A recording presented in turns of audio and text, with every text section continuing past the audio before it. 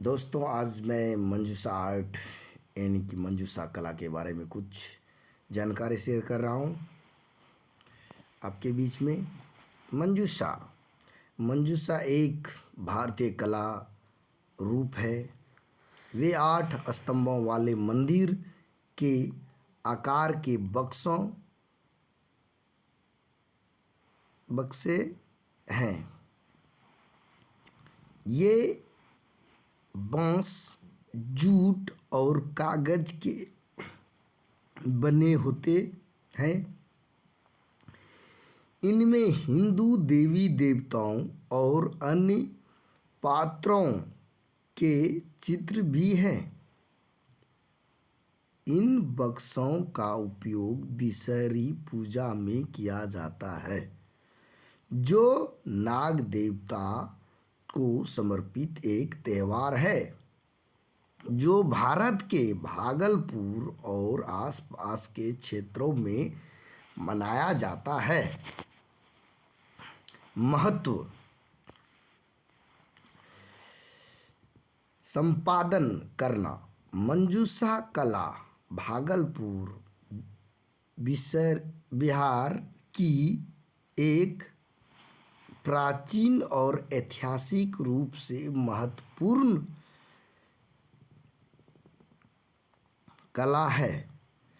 मंजूषा कला को अक्सर विदेशियों द्वारा खरीदी जाती है, स्नेक पेंटिंग के रूप में संदर्भित किया जाता है।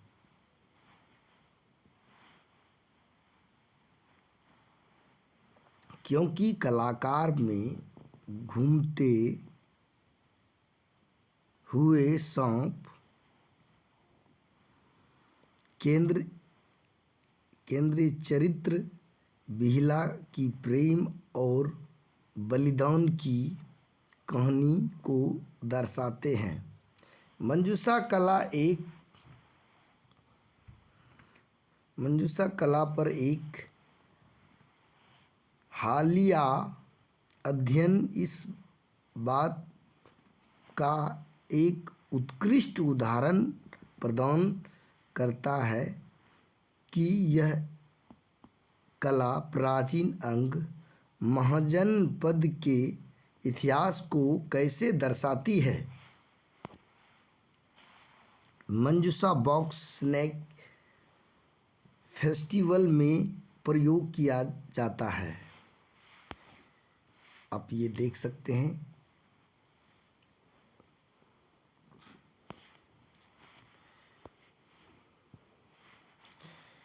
मंजूषा कला की विशेषताएं: मंजूषा कला में 3 रंगों का प्रयोग किया जाता है।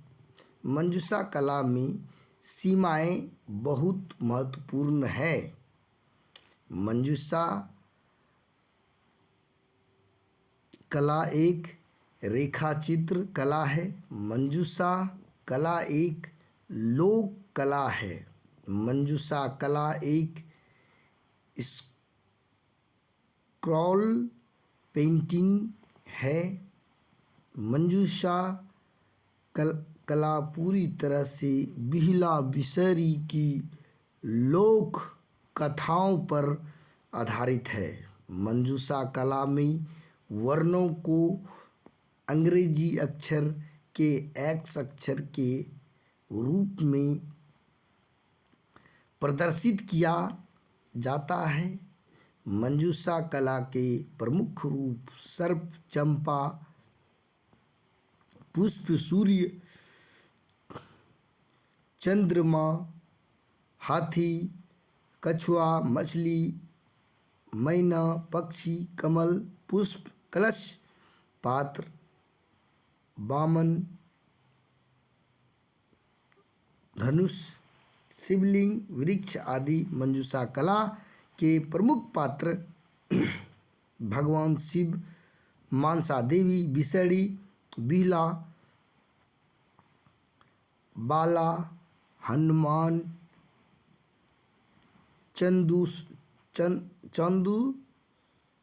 चांद सौदागर, या चंदू। मंजूषा कला में सीमाएं बेलपात्र, लहरिया, त्रिभुज, मोखा और सर्पों की श्रृंखला। मंजूषा चित्र यानी लोक गाथाओं से उपजी एक कला शैली।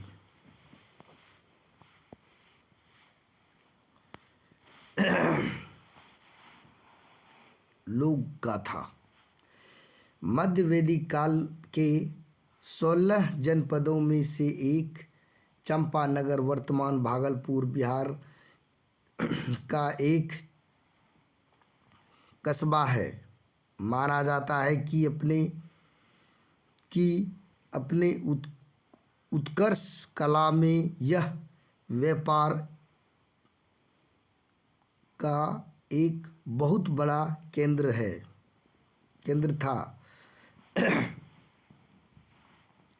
यहाँ के व्यापारी अपने व्यापार के लिए गंगा के जल मार्ग का इस्तेमाल करते थे। मान्यता है कि एक बार भगवान शिव जब नदी में स्नान कर रहे थे तब उनकी जटा से 5 केस टूटकर नदी में जा गिरे। इन 5 टुकड़े के टूटते केस से मैना, विषहरी, आदिति, जया और पद्मा नाम 5 सर्प कन्या उत्पन्न हुई।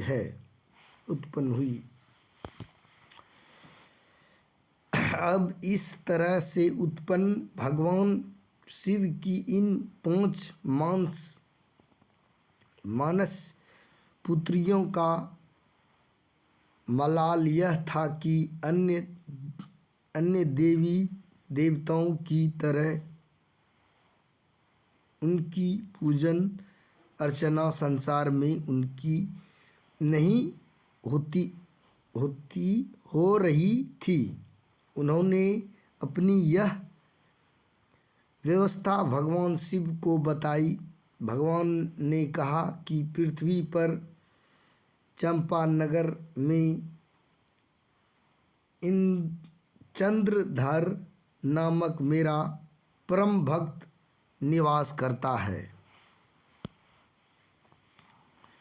तुम उससे कहो कि वह तुम्हारी पूजा करे। अगर वह यह स्वीकार कर लेता है तो पृथ्वी पर तुम्हारी पूजा होने लगेगी।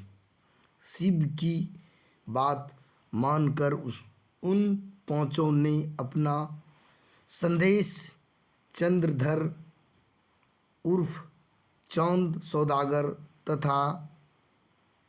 तक पहुंचाया, किंतु उसने यह कहकर इनकार कर दिया कि जिन हाथों से मैं भगवान शिव की आराधना करता हूँ उन्हीं हाथों से तुम्हारी यानी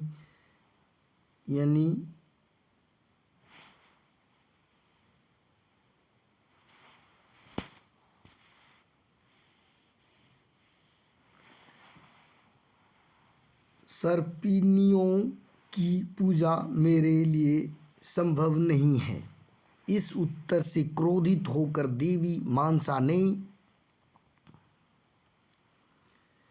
उसके 6 पुत्रों को डसकर मार डाला, किंतु इसके बाद भी चांद सौदागर पूजा न देने की अपनी जिद पर अड़ा रहा। अब बारी थी उसके 7 पुत्रों लखिंदर की। प्राण रक्षा के की जिसकी शादी बिहला नामक युवती से होना तय किया गया था। इधर मानसा की धमकी थी कि हर साल में सुहागरात को ही वह इस सातवें पुत्र को भी अपने सर्पदंश से मौत के घाट उतर जाएगी। सौदागर ने पुत्र की प्राण रक्षा के लिए लोहे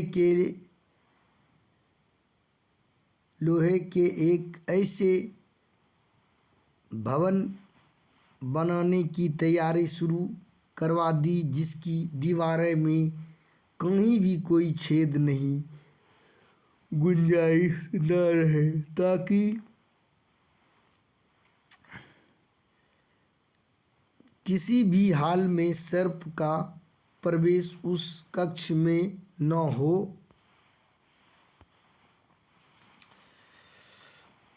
सके, जो उन नव दंपतियों के सुहाग कक्ष के तौर पर तैयार किया गया था। किंतु मानसा ने इस कार्य से जुड़े कारीगर को डराकर उससे एक छोटा सा छिद्र उस कक्ष की दीवार में बनवा लिया। उधर बिहला को अपनी पति पर आने वाले इस आसन संकट से अवगत करा दिया गया था। पति की प्राण रक्षा के लिए नियमित बिहला लगातार जग कर निगरानी करने लगी, किंतु देवयोग से जब पो फटने से कुछ देर पहले उसे एक झपकी सी आई। इसी बीच देवी मानसा द्वारा भेजे गए सर्पों ने लखिंदर को अपने विषदंश का शिकार बना लिया। चंपानगर के सुप्रसिद्ध वैद्य धनोतर गुरु और मंत्रिक केशवो झारखंडी जैसे लोगों का उपचार भी किसी काम नहीं आया और बिहला अपने सुहागरात को ही विधवा हो गई। अपने मृत पति के साथ सती होने का प्रथा के विपरीत बिहला ने कुछ अलग ही करने का निर्णय लिया। उसने फैसला किया कि वह अपने मृत पति के देह को लेकर स्वर्ग जाएगी और अपनी तपस्या से उसे पुनर्जीवित प्रदान कराएगी। इसके लिए उसके अपने ससुर से अनुरोध किया कि एक बेड़े पर उसको और अपने पति के मृत देह के साथ बिठाकर गंगा नदी में विसर्जित कर दिया जाए, ताकि इस मार्ग से वह स्वर्ग तक पहुंच सके। बिहला के अनुरोध पर मंजूषानुमा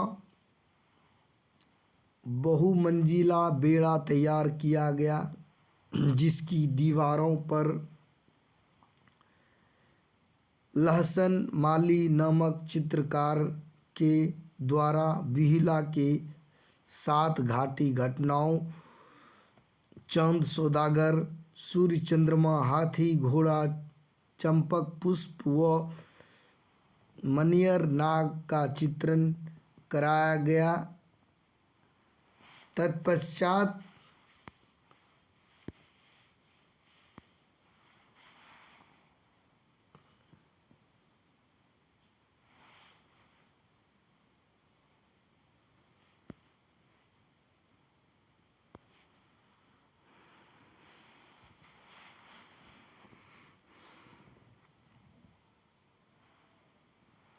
वह गंगा नदी के रास्ते तमाम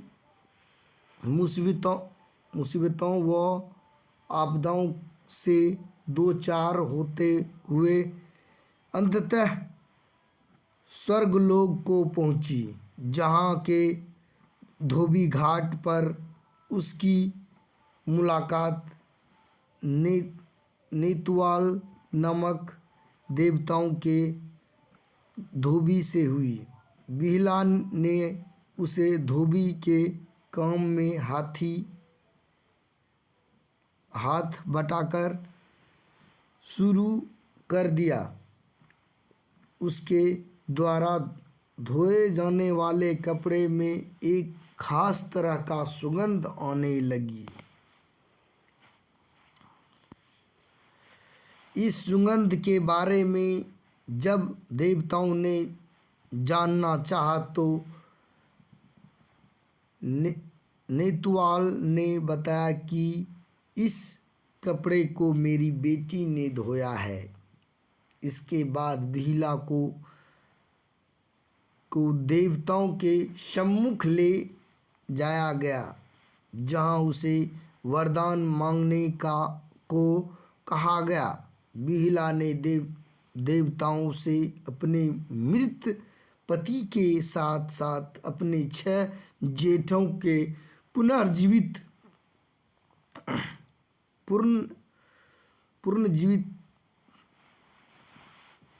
का वरदान मांगा। और इधर देवी मानसा भी बिहला की साधना और पवित्रता से संपन्न हो चुकी थी। अंततः इन सबों से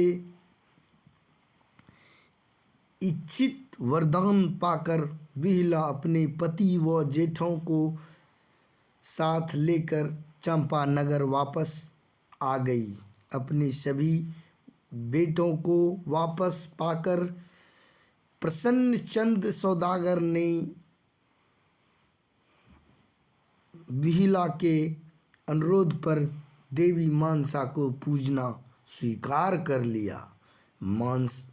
माना जाता है कि तभी से इस अंचल में उपरोक्त तिथि को देवी मानसा की पूजा का प्रचलन चला आ रहा है। यह परंपरा कितनी प्राचीन है, इसके बारे में प्रामाणिक तौर पर कुछ भी कहना मुश्किल है। इस अंचल में पुरातात्विक विभाग द्वारा 1970-71 में कर्णगढ़ की खुदाई में मिले सिंधुकालीन कुछ अवशेषों के आधार पर स्थानीय लोग इस परंपरा को सिंधु घाटी कला से भी जोड़कर देखते हैं। वैसे इस मंजूषा चित्रकला को स्थानीय अंचल से बाहर की दुनिया को परिचित कराने का श्रेय 1971 में भागलपुर में पदस्थापित रहे ICS अधिकारी व कला ममर्य WC आचार्य को जाता है, जिन्होंने स्थानीय मालाकार व कुंभ कलाकारों द्वारा बराती जाने वाली इस कला की कुछ कृतियों को लंदन स्थित इंडिया हाउस में प्रदर्शित किया। तब जाकर दुनिया सदियों से पुरानी इस लोक परंपरा से जुड़ी मंजूषा चित्रकला से परिचित हो पाई। किंतु कतिपय कारणों से कालांतर में यह चित्रकला सिमटी सी चली जाने लगी थी। सिर्फ विशेष अवसरों पर ही इसका इसका चित्रण मलाकार व कुंभकारों के द्वारा किया जाने लगा था, किंतु स्थानीय नागरिकों व संस्थाओं की पहल पर चक्रवर्ती देवी मनोज पंडित व उल्पी कुमारी जैसे कलाकारों के विशेष योगदान से आज भी एक चित्रशैली के तौर पर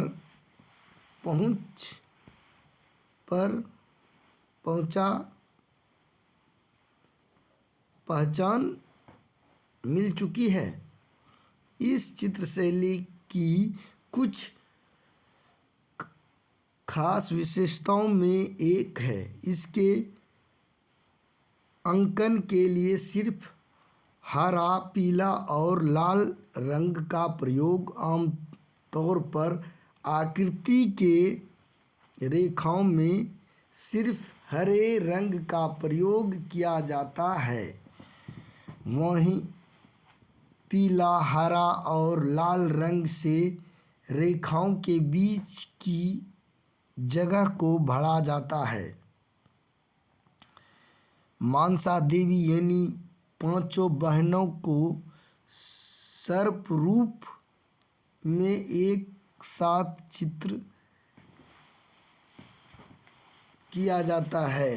चंपा फूल, मनियर सांप, नेतुवाला, धोबी चंद, सौदागर, लखिंदर जैसे इस गाथाओं से जुड़े सभी पात्रों को एक खास पहचान के साथ चित्र किया जाता है ताकि दर्शक उसे आसानी से समझ सके। पुरुष आकृतियों के चेहरे पर शिखा व मच्छ का होना अनिवार्य समझा जाता है।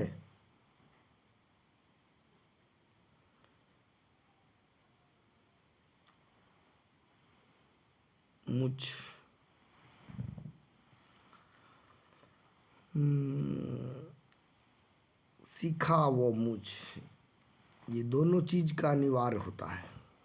हाँ, हालांकि अब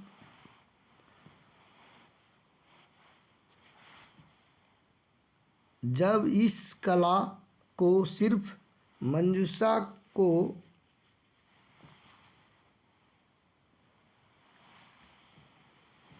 अलंकृत करने तक सीमित रखने का वजह व्यावसायिक उत्पादों व सजावटी सामानों पर भी चित्रित किया जाने लगा है, तब रंग संगतियों में कुछ नए प्रयोग भी सामने आने लगे हैं। साथ ही किसी जमाने में जाति विशेष तक सीमित माने जाने वाली इस कला को समाज के विभिन्न तबकों द्वारा एक कला रूप के तौर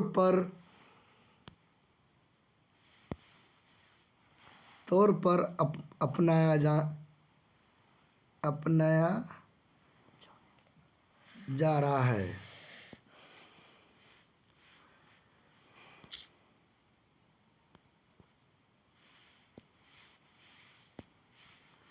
यहाँ पे मिट गया है।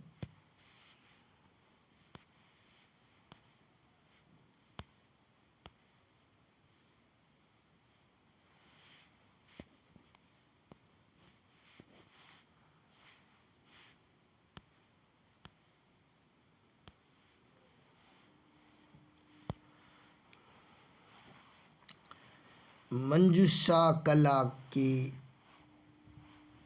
अंग प्रदेश की लोक गाथा है। मंजूषा कला भारत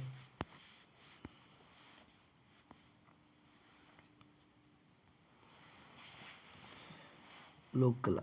मंजूषा कला भारत की लोक गाथाओं में एक मात्र ऐसी लोक कला है जिनमें कहानी को क्रमिक एवं श्रृंखलाबद्ध रूप से चित्रित किया गया है। इसके सूचीबद्ध कला भी कहते हैं। मंजूषा कला अंग प्रदेश वर्तमान भागलपुर बिहार के आसपास के स्थानों की लोक कला है। मंजूषा कला की भूमिकाएं। यह कला बिहुला बिसरी लोक गाथा पर आधारित है। यह बिसरी पूजा के धार्मिक महत्व को प्रदर्शित करती है। मंजूषा कला के रंग। मंजूषा कला के मुख्य 3 रंग है: गुलाबी, लाल, पीला, हरा रंग का प्रयोग किया जाता है।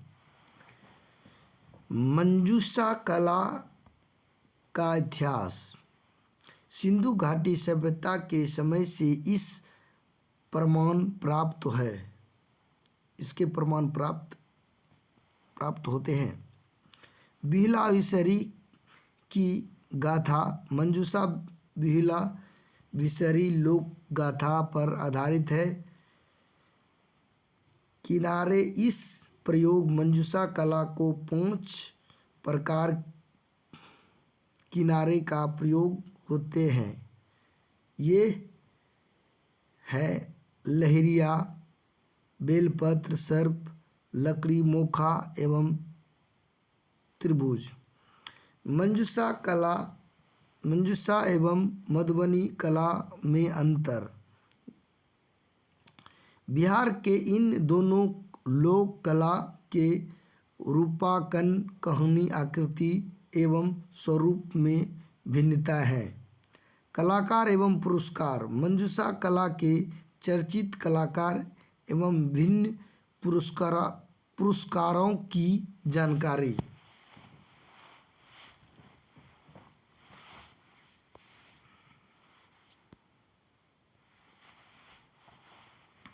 मंजूषा कला।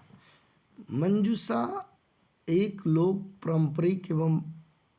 पारंपरिक भारतीय कला है जो प्राचीन शहर अंग आधुनिक भागलपुर से उत्पन्न हुई है। वे मंदिर के आकार के बक्से हैं जिनमें 8 स्तंभ हैं। वे बांस, जूट और कागज से बने होते हैं। इनके हिंदू देवी देवताओं और अन्य पात्रों के चित्र भी हैं। इन बक्सों का उपयोग बिसरी पूजा में किया जाता है जो नाग देवताओं को समर्पित एक त्यौहार है जो भागलपुर और आसपास के क्षेत्र भागलपुर में मनाया जाता है।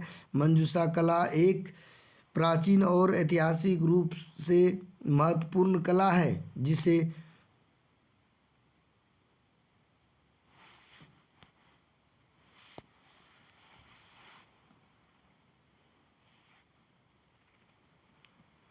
मधुबनी कला के समान माना जाता है। मंजूषा कला या मंजूषा कला को अक्सर नाग पेंटिंग के रूप में जाना जाता है। विदेशियों द्वारा कलाकार में घूमते हुए सांपों के रूप में केंद्रीय चरित्र बिहुला की प्रेम और बलिदान की कहानी को चित्रित करते हैं। मंजूषा कला अंग की विरासत है। मंजूषा कला अंग की विरासत है। वैदिक इतिहासकारों के अनुसार इस कला पर सिंधु घाटी सभ्यता का प्रभाव है। मंजूषा कला पर एक हालिया अध्ययन अध्ययन इस बात का एक उत्कृष्ट उदाहरण प्रदान करता है कि यह कला प्राचीन अंग महाजनपद के इतिहास को कैसे दर्शाती है। मंजूषा पेंटिंग बिहला बिसरी की कहानी को दर्शाती है। यह कला राज्य की राजधानी चंपा में उत्पन्न हुई जो वर्तमान में भागलपुर बिहला बिहार में स्थित है।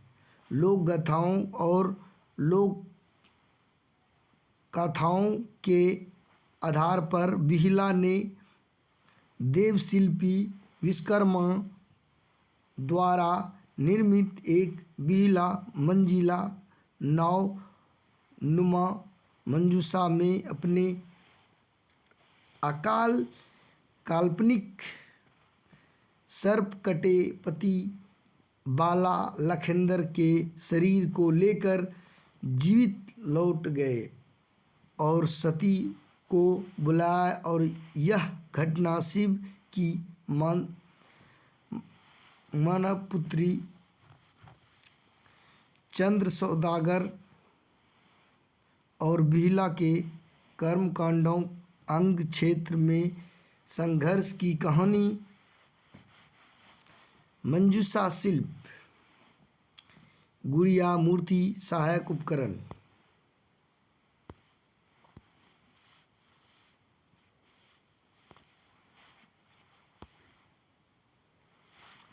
कलाकार पुरस्कार त्यौहार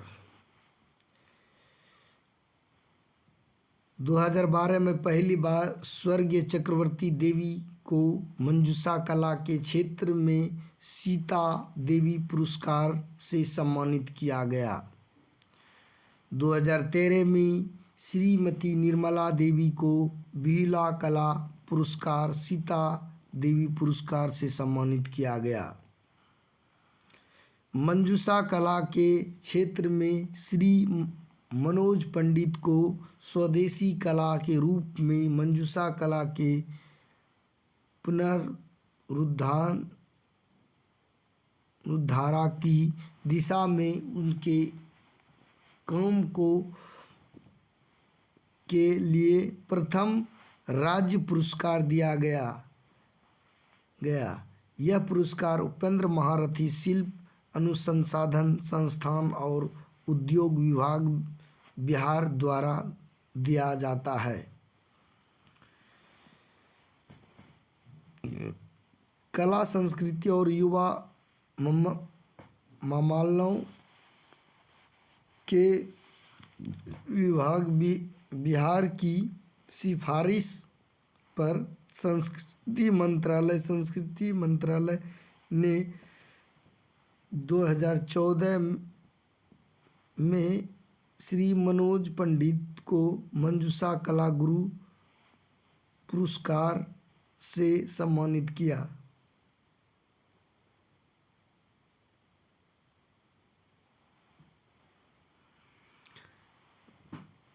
2016 में उलपी झा केंद्रीय महिला एवं बाल विकास मंत्रालय द्वारा अपनी मंजूषा पेंटिंग के लिए ऑनलाइन वोटिंग के आधार पर देश भर में चुनी गई 100 सफल महिलाओं में से एक है।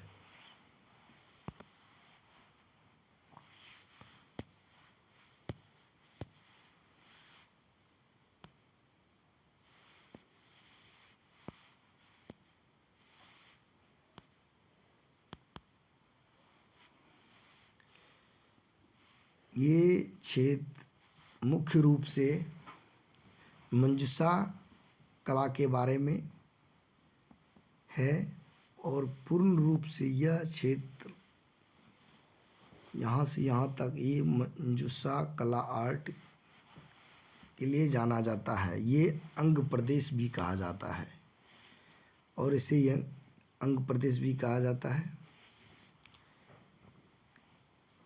यह लोक गाथा है। ये इसी के आसपास में चंपारण नगर है, नॉर्थ नगर के आसपास।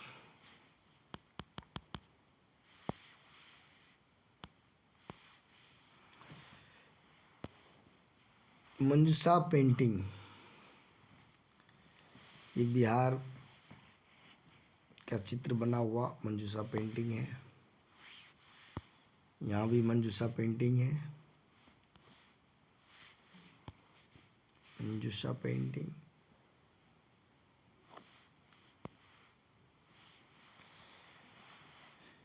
एक कलर के बारे में जानकारी दिया गया है, कलर और इसमें कितने बॉर्डर होते हैं। इस पेंटिंग में 6 बॉर्डर माना जाता है।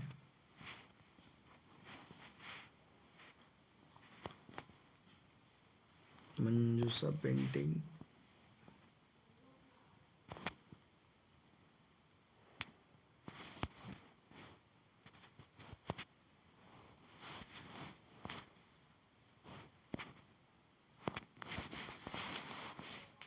एक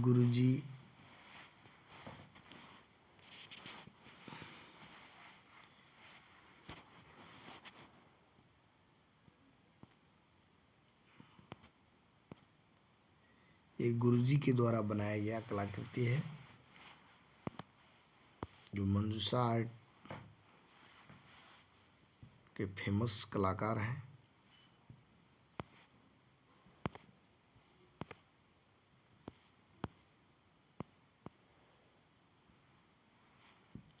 ये भी राम लखन गुरुजी के द्वारा बनाया गया है।